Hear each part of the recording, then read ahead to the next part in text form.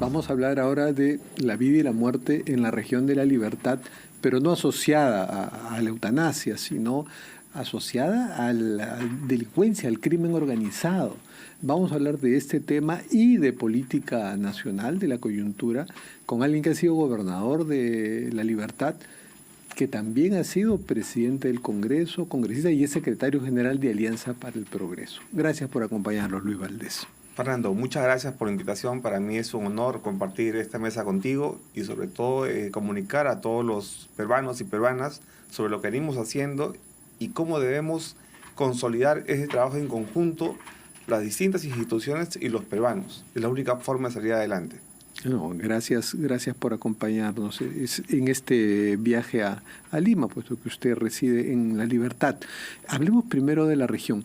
Hace unos días, la semana pasada, usted acompañó a su líder fundador de APP, César Acuña, en una reunión con la presidenta y que ésta aparentemente se comprometió a acatar el pedido que hacía Acuña de un estado de emergencia para La Libertad.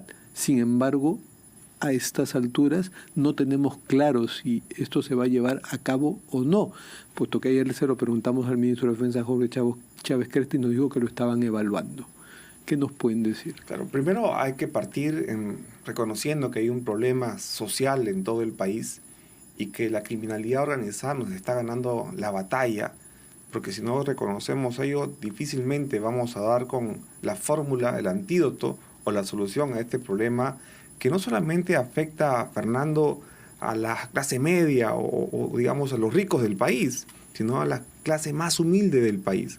Debemos entender, comprender y conocer todos los peruanos que aquellos emprendedores, el pequeño comerciante que tiene una bodega, aquel que vende salchipapas, aquel que maneja un taxi, aquel que vende una hamburguesa, hoy en este momento están siendo víctimas de extorsión a través de esta criminalidad organizada que les cobran cupos, Fernando, y eso no es de ahora, eso ya viene hace muchos años, pero lamentablemente no se denuncian estos hechos porque, claro, la delincuencia nos ha ganado en el país. Sí, y en La Libertad estos índices son más dramáticos aún.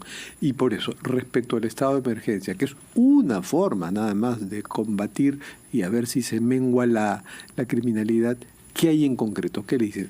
Mira, ¿se va a decretar o no el estado de emergencia? Es el compromiso del gobierno, a pedido del gobernador de la región de La Libertad. Creo que es la medida más sensata de caras a resolver a corto, a mediano y a largo plazo un problema que hoy ha ganado la moral de todos los peruanos. ¿Y qué significa esta declaratoria de emergencia, Fernando? No solamente ir a actuar con la policía y las Fuerzas Armadas en la calle, sino que aquellas autoridades que hoy tienen bajo su conducción a las instituciones tutelares del orden público y la paz social, reaccionen y estén a la altura de la necesidad de todos los peruanos, que es recobrar su seguridad y su tranquilidad. Pero, además de estado de emergencia, ¿a qué se comprometió la presidenta? ¿Y qué le pidieron a la presidenta? Mira, lo que pasa es que activar a todo el sistema de justicia y seguridad en el Perú requiere presupuesto. La presidenta de la República, debo reconocer públicamente su, digamos, voluntad política de hacerlo, se ha comprometido a invertir para que el Poder Judicial pueda por lo menos implementar las unidades de fragancia, por ejemplo. Claro, sin recursos. Que es una idea del doctor Javier Arevalo, el presidente del Poder Judicial. Y pero, que hay algunas que están funcionando bien. ¿Hay alguna en La Libertad?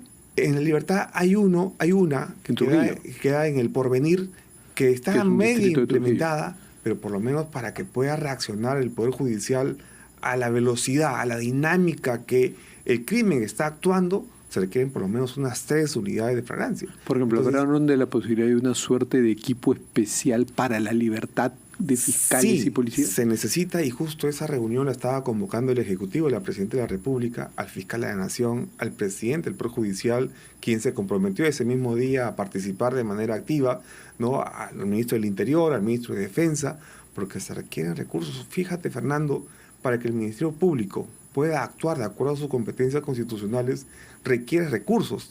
Claro, hoy lamentablemente los recursos, las capacidades humanas del Ministerio Público también se ven desbordadas. Entonces el Ministerio Público debe contar con un equipo, ¿no?, especial dedicado exclusivamente a perseguir a este tipo de criminalidad. ¿Y a qué nos referimos? el año 2023 hemos terminado con más de 1.000 muertos, producto del asesinato.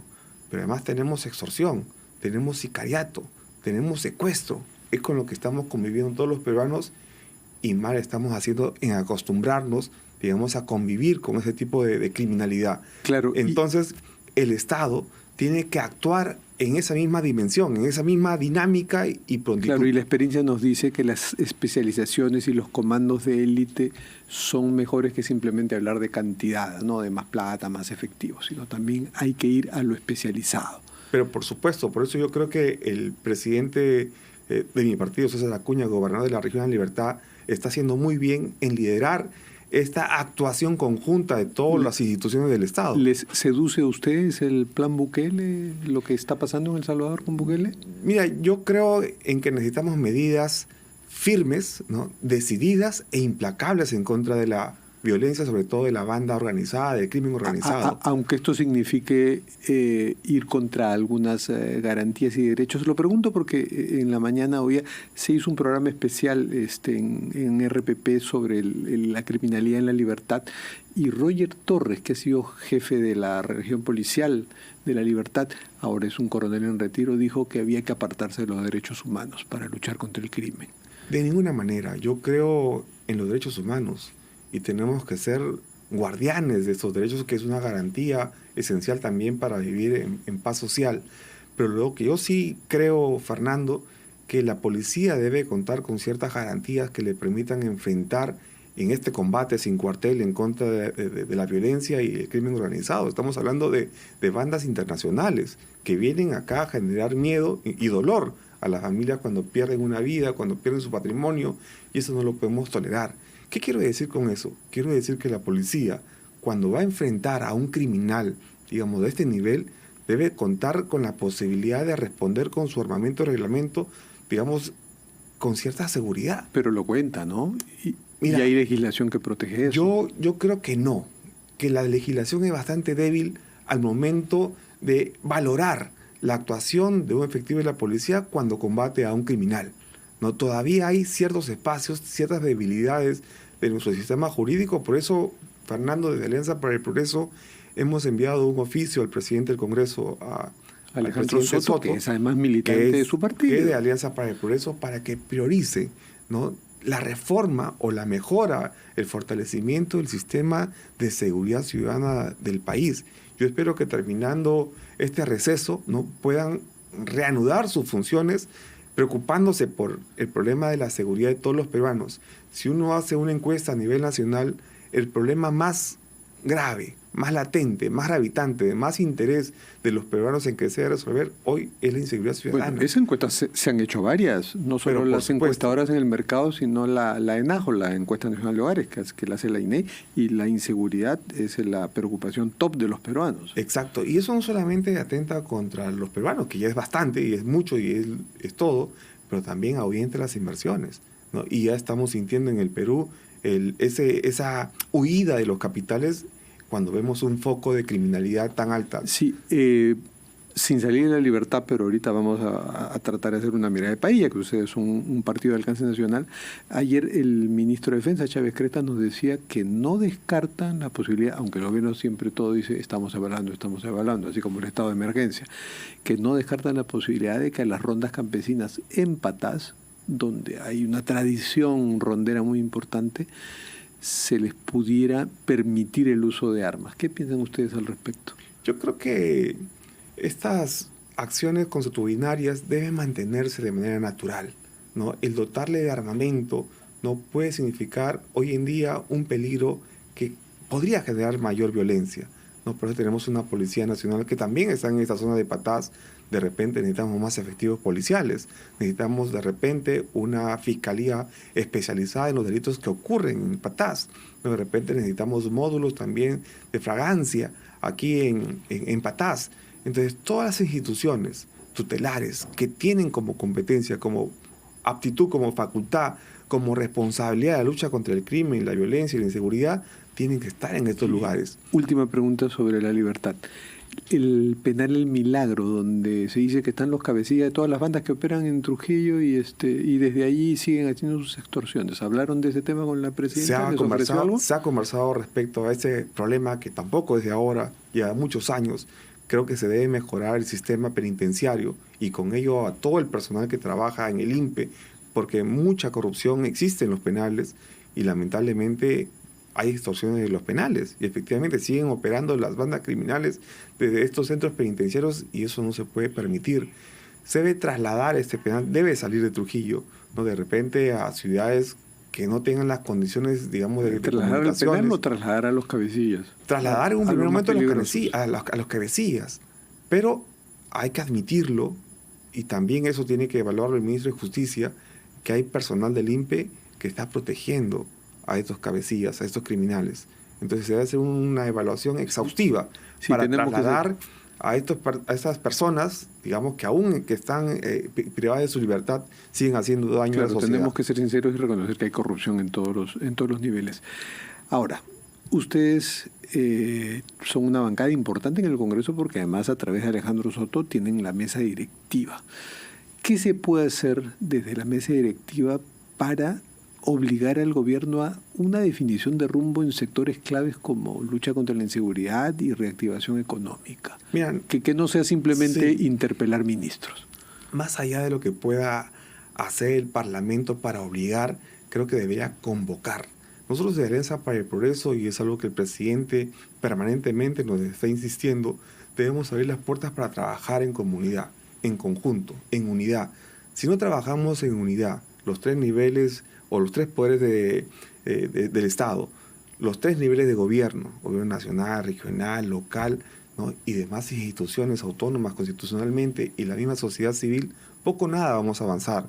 Creo que en los últimos, por no ir más atrás, en los últimos 30 años, esta falta de unidad nos está pasando hoy la factura, no solamente en los temas y problemas sociales, sino también en los económicos y desarrollo. La única forma que tenemos para cambiar nuestra historia es trabajando juntos, no obligándonos unos entre otros, no cuestionándonos unos entre otros, sino haciendo una agenda de país conjunta. Por ejemplo, en infraestructura hay muchas cosas por hacer y no las estamos haciendo, no le estamos dando esa prioridad. En educación. Hablaron de esos temas también, no solo hablaron de la problemática de la criminalidad en la libertad, me imagino, con la presidenta. Hablaron, porque además usted que no tiene una función en el gobierno regional, sin embargo acompañó a César Acuña porque hubo un talante partidario en la reunión, ¿no? Más que un talante partidario, creo que acompaño como un ciudadano, ¿no? Y como un ciudadano que apoya a su país y tengo esta opción de poder opinar de base a la experiencia. Entonces me imagino que hablaron también sobre la necesidad de que el gobierno defina algunas incertidumbres que hay, ¿no? Sobre, por ejemplo, la situación de la economía, ¿no? Hablaron del ministro Alex Contreras, si tiene o no el respaldo del gobierno. Yo creo que el ministro Contreras hoy goza con el respaldo del gobierno, ¿no? Y nosotros como un país, como un partido político, que somos pro gobernabilidad, pro estabilidad, que queremos seguir construyendo. Pro gobernabilidad, pero no pro gobierno. No pro gobierno, absolutamente. Somos pro gobernabilidad. A pesar que se dice que ustedes, por ejemplo, en el caso del ministro César Vázquez de Salud, que ha sido militante de usted, que está con licencia, eso implica cierto grado de cercanía. Mira, yo reconozco a César Vázquez sus calidades no solamente políticas, sino técnicas en el sector salud. Le deseamos y auguramos siempre éxito, pero sí tengo que deslindar como partido político que sea, como se ha dicho, una cuota de poder de Alianza para el Progreso. Eso está descartado, lo hemos dicho y repetido en todas las ocasiones que se nos ha preguntado. Que lo suelen decir otros partidos, ¿ah? Claro, no los periodistas, decir, otros pero partidos. Pero también, como entenderá Fernando, Alianza para el Progreso es el partido político con más militantes a nivel nacional. Tenemos cerca de 400.000 militantes y muchos de ellos trabajan en el aparato público no de ahora, de toda su vida, ¿no? Y si Alianza para el Progreso en su momento pudiese aportar con un cuadro técnico que ayude al gobierno a mejorar su gestión, lo hará, ¿no? A propósito, con esa cantidad de militantes para las elecciones internas que habrá antes de las elecciones del 2026, van a optar por la figura de los delegados, porque si optaran por la del padrón, 10% de 400.000, 40.000 muy difícil convocarlos para unas elecciones internas, ¿no? Efectivamente. O sea, van a optar por la opción de los delegados. Optamos políticamente por una opción de los delegados, primero reconociendo la cultura electoral que tienen los peruanos, ¿no? Tenemos una cultura bastante resistente a la forma y protocolo de elegir a nuestros gobernantes y también los últimos resultados. Entonces tenemos que ir de a pocos. Hoy sí. Pero ustedes también se comprometerán a mejorar sus filtros, ¿no? Porque reconocerá que la bancada pues, de APP, ustedes se han llevado unas desilusiones tremendas, ¿no? Freddy Díaz, espectorado como violador, espectorado no solo de la bancada, sino del Congreso, ¿no? Mira, es cierto, cuando nosotros vamos a las regiones y conversamos con los distintos líderes regionales, locales, nos entusiasmamos porque vemos ese espíritu, esa vocación de servicio. Y es cuando abrimos las puertas, estamos en obligación. Y además tenemos el mandato del presidente. Pero no tiene que abrir la puerta, sino investigar a todos. Hacemos el mayor de los esfuerzos, Fernando, pero lamentablemente a veces introducirnos en el psiquis del peruano o del postulante o del aspirante a ser parte de las filas, y es algo materialmente imposible. Pero sí, cuando suceden hechos que atentan contra los principios, el orden, las buenas costumbres, sí tomamos medidas inmediatas. Incluso Heidi Juárez, ¿no? Que resultó ser Pero por ejemplo, una topa. ¿no? Entonces, tomamos medidas correctivas de manera inmediata.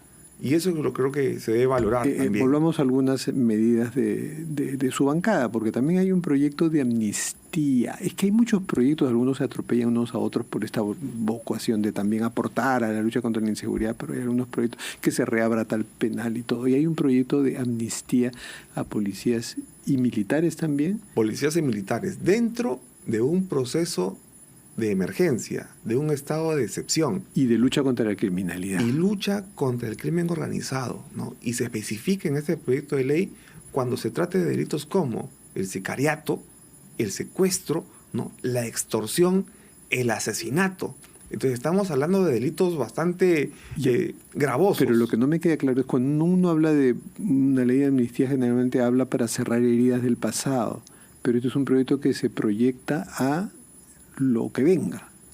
Mira, el proyecto especifica que es aplicable solamente en un régimen de excepción, en un estado de emergencia cuando así ha sido declarado en función y es aplicable para algunos policías y militares que ustedes han identificado que actualmente están presos y que podrían salir libres con esa amnistía. No, porque la ley tiene vigencia y vigor para el futuro, para los hechos que... Entonces de pronto la amnistía es un concepto que no está muy bien empleado. Porque la amnistía hace pensar en gente que ya esté padeciendo penas y que podría ser liberada. Claro, lo que pasa es que dentro de nuestro proceso penal, ¿no? Los policías que combaten al crimen organizado y que trae como consecuencia de este enfrentamiento el resultado de muerte, hoy están siendo detenidos, procesados, incluso bajo mandato de detención. Y creo que eso afecta no solamente la dignidad del valeroso policía que enfrentó al criminal, sino también a toda la familia policial que obviamente en esas circunstancias se desmotiva, ¿no? ¿Cómo un valeroso policía que tiene el deber, la obligación de generarnos una paz social, ¿no? Al momento de enfrentar el crimen va a estar con el temor de que si afecta la vida de un criminal puede ir preso? Sí. Última pregunta. ¿Qué le plantea APP como partido, que me dice que es pro gobernabilidad, pero no pro gobierno? ¿Qué le plantea a Dina Boluarte y Alberto Otárola? Definan tres cosas. ¿Qué tendría que definir el gobierno? Primero, lucha inmediata en contra de la inseguridad ciudadana, que está afectando a todos los peruanos, ¿no? Segundo, reactivación económica, ya destrabar los proyectos grandes mineros que tiene el país y que lamentablemente hoy están sufriendo una parálisis. Convocar, licitar la ejecución de gran infraestructura, por ejemplo, el Tren del Norte. Hoy vamos a tener un puerto que va a ser que ya es la envidia de la región.